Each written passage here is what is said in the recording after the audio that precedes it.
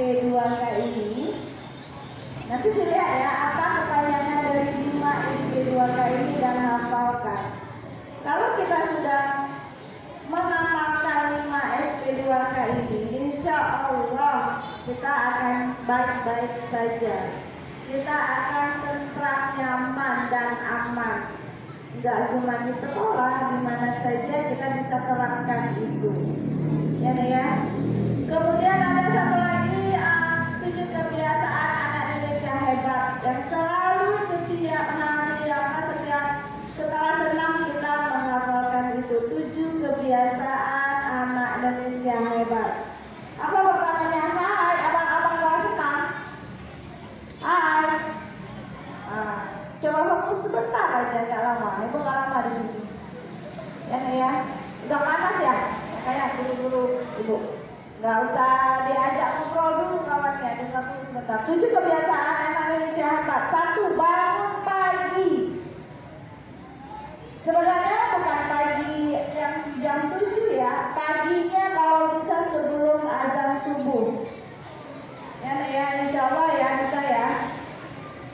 Bangun pagi, beribadah salat subuh, berolahraga apapun itu, maupun apa di rumah atau di sekolah. Cuma belajar, kita bisa belajar di sekolah di jam 8 sampai jam setengah 1. Makan makanan sehat dan bergizi, ya. Jangan cuma makan yang tidak bergizi, yang cuma enak di mulut tapi tidak enak di perut, ya. Usahakan enak di mulut dan bagus di perut, ya. Kemudian bermasyarakat. Dengan masyarakat itu kita harus baik-baik, harus ramah, harus tamak, sopan, santun. 5 SP2K ini bisa kita terapkan di masyarakat. Masyarakat di sekolah ataupun masyarakat di sekitar rumah. Kemudian tidur cepat. Ini yang mungkin ada ibu susah terapkan. Kalau tidur cepat ini diterapkan, insya Allah badan kita baik-baik saja.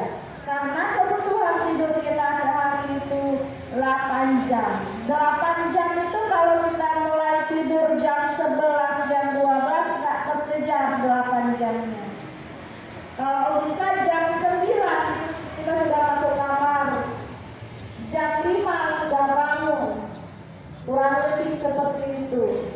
Ya, insya Allah bajunya jangan cuma dipasang aja, itu cantik, jangan cuma jadi pajangan saja, tapi dibaca, dipahami, dilaksanakan, diaplikasikan dalam kehidupan sehari-hari.